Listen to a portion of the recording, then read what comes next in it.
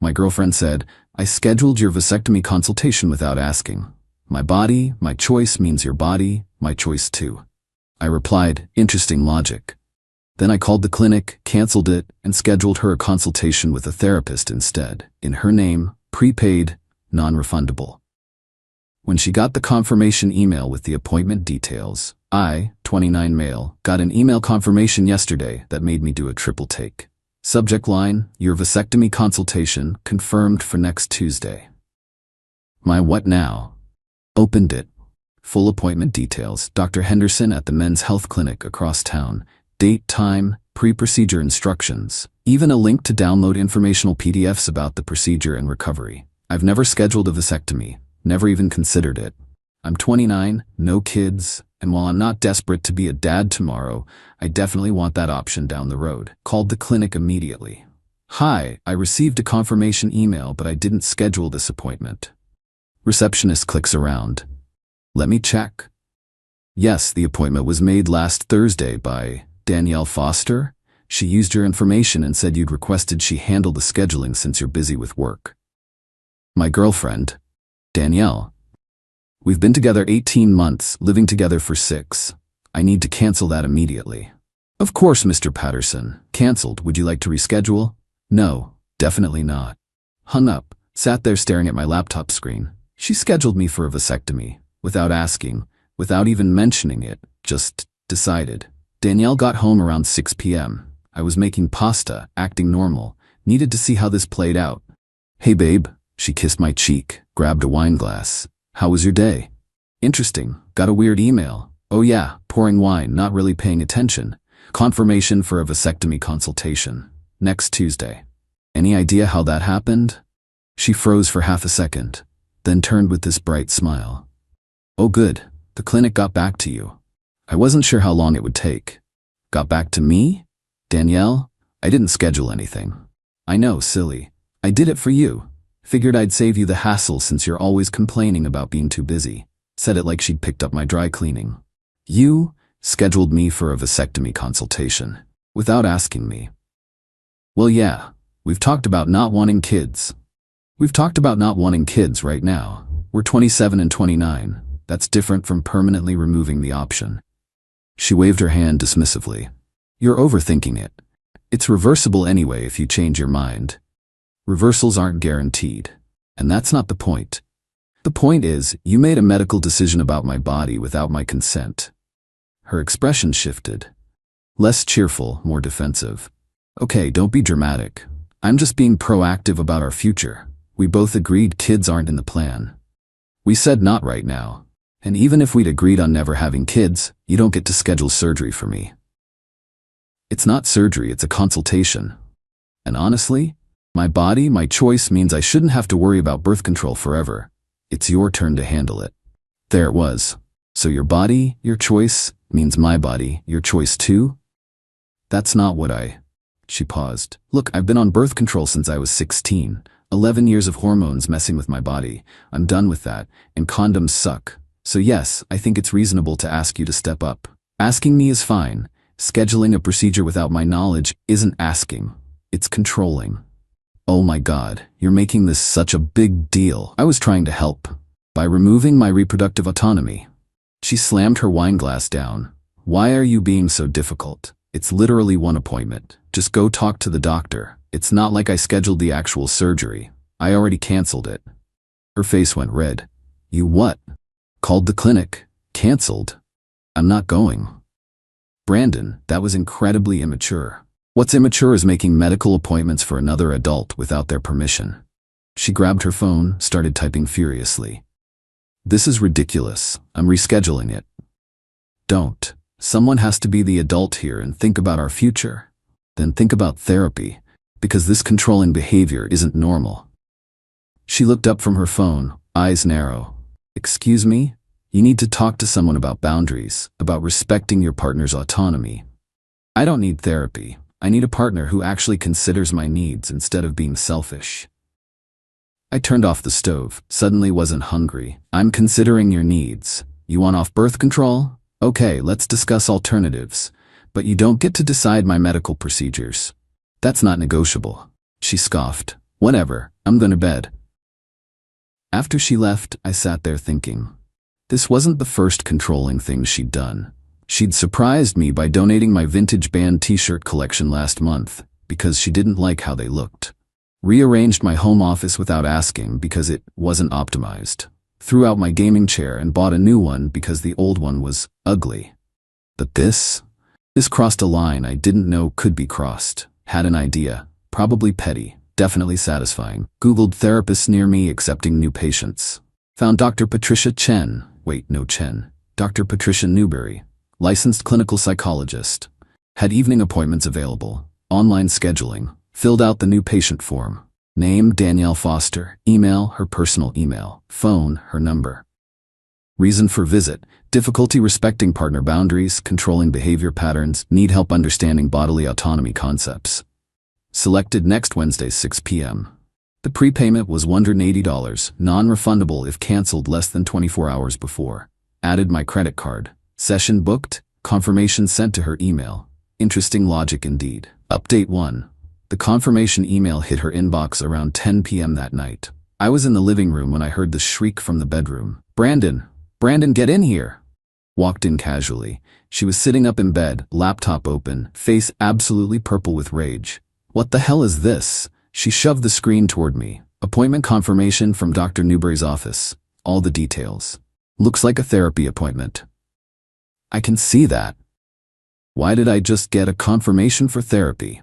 Oh, I scheduled it for you. Figured I'd save you the hassle since you're always complaining about being too busy. Her mouth literally fell open. You did not just... I did. Seemed like you needed someone professional to talk to about boundaries and consent. Dr. Newberry has excellent reviews. Cancel it. Can't. It's non-refundable after booking. Already paid the $180. Then you can eat the cost because I'm not going. I shrugged. Your call. But the appointment exists, and honestly, the irony of you being furious about me scheduling a medical appointment for you without asking is just... I made a chef's kiss gesture. Wait, can't use that. I snapped my fingers. Perfect. This is not the same thing. It's exactly the same thing. You made a medical decision about my body. I made a mental health decision about yours. Both involve healthcare professionals. Both were done without consent. Therapy isn't the same as surgery. The consultation wasn't surgery either. That's what you said, remember? It's just a consultation, not a big deal. She was shaking with anger now. You don't get to decide if I need therapy. And you don't get to decide if I need a vasectomy. See how that works? I was trying to help our relationship, so am I. Healthy relationships require boundaries. Clearly you struggle with that concept, so I found you professional help. You're welcome. Danielle grabbed her phone. Started texting someone. Probably her sister Veronica, who she runs to for everything. I want that money back. Non-refundable. Says so in the confirmation email. Brandon, I swear to God. You swear to God what? You'll schedule more medical procedures for me without permission? Already established that's your move. She got out of bed, grabbed a pillow and blanket. I'm sleeping on the couch. Cool. I'll let Dr. Newberry know you're having trouble with communication too. The pillow hit me in the face before she stormed out. Slept surprisingly well. Woke up to find Danielle already gone. She usually works from home Fridays, but her laptop and bag were missing. Texted her, "Where are you?" No response until noon. Veronica's, "Need space to think." Me, "Okay, take your time." Her, "That's it? Just okay?" Me, "What else do you want me to say?" Maybe apologize for scheduling therapy for me like I'm broken? I'll apologize when you apologize for scheduling a vasectomy for me like I'm a child who can't make my own medical decisions. Read at 12:47 p.m. No response. Around 3 p.m. got a call from an unknown number. Hello? Is this Brandon Patterson? Yeah, this is Veronica Foster, Danielle's sister. We need to talk about what you did. Oh good. The cavalry arrives. What I did? Don't play dumb. The therapy appointment? Seriously? That's manipulative and controlling. Interesting. What would you call scheduling a vasectomy consultation for your partner without their knowledge? That's different. Danielle was trying to solve a problem in your relationship. By violating my bodily autonomy? Oh please, you're being dramatic. She was being practical. Birth control is expensive and has side effects. Then we could have discussed alternatives, like adults. not have one person make unilateral decisions about the other person's body. She's been on birth control for 11 years, Brandon. 11 years. Don't you think it's your turn? My turn to what? Get permanently sterilized because she's tired of her birth control? There are other options. IUD, the arm implant, non-hormonal methods, even male birth control trials starting soon. None of which involve anyone making medical decisions for anyone else. Veronica scoffed. So what, you scheduled therapy to punish her? That's petty. I scheduled therapy because she genuinely needs help understanding boundaries. This isn't the first controlling thing she's done. It's just the most egregious. Examples? She threw out my vintage concert shirts without asking, rearranged my entire office without permission, bought me a new desk chair without consulting me because she didn't like my old one. And now this. She has a pattern of making decisions about my life, my belongings, and apparently my body without any regard for my input. Silence. Those are just, she was trying to improve things. By overriding my choices at every turn, that's not improving things. That's being controlling, hence therapy. You can't force someone into therapy. I didn't force anything. I scheduled an appointment. Just like she did for me, she's welcome to not go and waste the $180. Her choice. She wants you to cancel it and refund the money. Can't cancel. Non-refundable. Already told her that. Then pay her back the $180. Why would I do that? Because you spent her money. I spent my money, my credit card. She spent my time and energy researching clinics and doctors for a procedure I never agreed to. We're even. Brandon, you're being unreasonable. Veronica, with all due respect, this isn't your relationship. Danielle made a choice. I responded to that choice. If she wants to come home and talk about it like adults, great. If not, also fine. But I'm not apologizing for pointing out her controlling behavior, and I'm not refunding money for an appointment she needs. She doesn't need therapy. Everyone could use therapy, but especially people who think their partner's body is their decision to make. Hung up, felt good. Got home that evening to find Danielle in the apartment, sitting on the couch with Veronica beside her. Both looked up when I walked in. Unified front, apparently. We need to talk, Danielle said. Sure. Sat in the armchair across from them. Waited. Veronica jumped in. Brandon, Danielle and I have been discussing the situation. She's willing to forgive you for the therapy thing if you agree to at least attend the vasectomy consultation. No. Just hear the doctor out. Get informed. I am informed. I've read about vasectomies. I know they're relatively safe. Usually successful, sometimes reversible. I also know I don't want one right now, and I don't appreciate my partner scheduling one behind my back. Danielle leaned forward. Brandon, I'm sorry I didn't ask first, okay? I should have talked to you.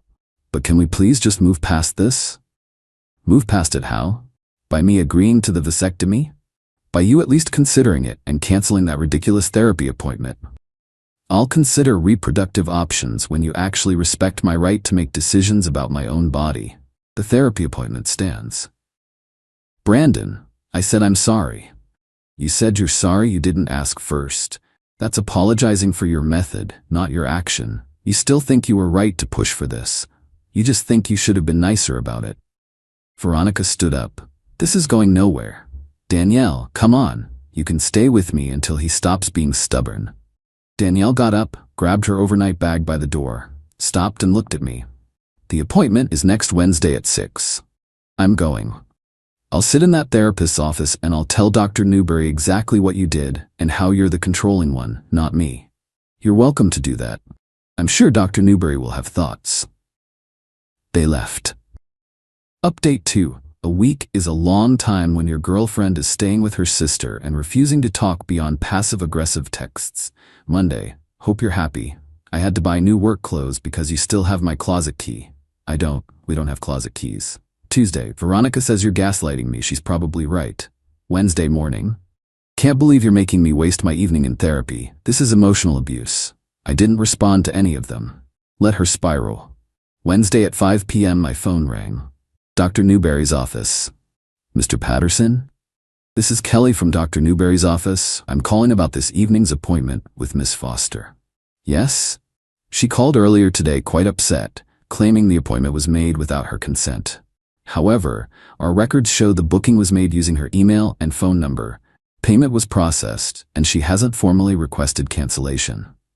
She's aware of the appointment. Whether she attends is her choice. I see. Well, I wanted to confirm, you did book this appointment? I did, as a response to her booking a medical appointment for me without my consent. It was meant to illustrate why that behavior is problematic. Pause.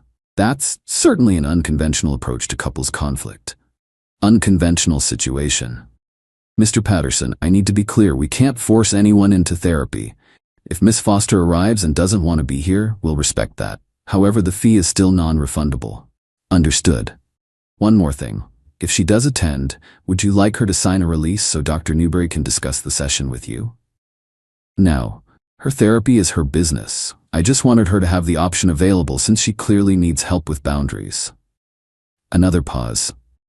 All right then, thank you for clarifying. 6:45 p.m. I got a text from an unknown number with a photo attached. It was Danielle, sitting in what looked like a therapist's office. The text read, "Your girlfriend is here and she's big mad. Thought you'd want proof. Dr. Newberry's receptionist, Qley." Wait, that seemed unprofessional. Whatever, I'd take it. She went. Holy shit, she actually went. Danielle got home around 8 p.m. I was reading on the couch. She walked in, threw her purse on the counter, and just stood there staring at me. Well, I said. Well, what? How was therapy? Her laugh was bitter. You're hilarious, you know that? I've been told. Dr. Newberry asked me why I was there. I told her my boyfriend scheduled it without my permission to prove a point. You know what she said? What? She said, and how did that make you feel? Like I was the one with the problem. Danielle, you are literally describing therapy. I told her about the vasectomy thing, explained how you're being unreasonable. And she asked if I'd discussed it with you before scheduling. I said no, but I explained my reasoning. 11 years of birth control, my body, my choice, all of it. What did she say? Danielle sat down heavily on the other end of the couch. She said that bodily autonomy goes both ways, that my frustration with birth control is valid, but that doesn't give me the right to make medical decisions for you. Huh. Then she asked if I understood why you scheduled the therapy appointment. I said yes, to be petty and prove a point. She said no, probably to make me understand how violating it feels to have someone else make healthcare decisions for you. Smart lady. Brandon, I spent $180 in an hour of my evening being told I was wrong. Was it helpful? She was quiet for a minute. Maybe. I don't know. She wants me to come back next week. Are you going to? The next session isn't prepaid, so that's my choice. Yep, I'm still mad at you. I'm still mad at you too. She pulled her knees up to her chest, looked smaller suddenly. I really hate hormonal birth control. It makes me feel crazy. My skin breaks out, I gain weight, my mood is all over the place. Then let's talk about other options, together, like partners. What if none of them work? What if we try everything and it's just not sustainable? Then we figure it out. But Danielle, you can't just decide for both of us. That's not how this works. I know. Dr. Newberry made that very clear. We sat in silence for a while. I'm sorry, she finally said. Really sorry. Not sorry I didn't ask first. Sorry I thought I had the right to decide at all. Thank you. Are we okay? I don't know yet. This isn't just about the vasectomy thing. It's the pattern, the t-shirts, the office, the chair. You keep making decisions about my life without involving me. I know. That needs to stop. I know. For real this time. She nodded, wiped her eyes. Dr. Newberry said I have control issues. Something about childhood stuff, my parents' divorce, blah blah. Wants to work through it? You should. Will you come with me? Not to my session, but like, maybe couples counseling? Maybe, if you actually commit to addressing this. I will, I promise. We sat there a while longer. Things felt fragile but not broken. Not yet. For what it's worth, she said quietly, scheduling the therapy thing was brilliant. Evil but brilliant. Learned from the best. She threw a pillow at me, managed a small smile. Final update. It's been 3 months, figured I'd close out this saga. Danielle did go back to therapy, has been going weekly. Dr. Newberry diagnosed her with what's apparently called anxious control patterns. Basically, when you feel out of control in your life, you try to control everything around you. Her parents' messy divorce when she was 13 messed her up more than she realized. She's working on it. I can see the difference. Small things, like asking before rearranging stuff, checking with me before making plans that involve both of us, actually listening when I say I don't like something. The big things too. She brought up the birth control thing again 2 weeks ago, but this time we actually talked about it. Turns out her doctor had suggested an IUD years ago, but Danielle was scared of the insertion pain. We researched together, read reviews, watched videos. She decided to try it. Got it done last week. Said the pain wasn't as bad as she'd feared and she already feels better being off the hormones. I offered to come to the appointment with her. She said no, she needed to do it herself, but she appreciated the offer. Progress. We started couples counseling too, every other week. It's awkward and uncomfortable, and sometimes we leave sessions mad at each other. But it's helping. We're learning how to actually communicate instead of just assuming we know what the other person wants. The therapist asked me why I didn't just leave after the vasectomy thing. Honest answer? Because despite the control issues, Danielle's funny, smart, ambitious, and when she's not trying to run my life, I really love being with her. People are flawed. Relationships take work. I'm willing to put in the work if she is. She asked me the same question. Why didn't I leave? She said because I called her out instead of just accepting it. Because I made her see how screwed up her behavior was without being cruel about it. Because the therapy thing, while petty, showed her I wasn't going to be a doormat. You're the first person who actually pushed back, she said in session. Everyone else just let me steamroll them.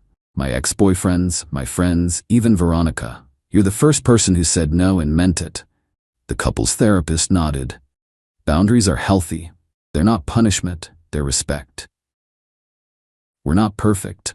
Had a fight last week because she bought groceries without checking what we needed first, and half of it went bad. But she caught herself mid-argument, stopped and said, "You're right. I should have asked what you wanted." That's growth. Veronica still thinks I'm controlling.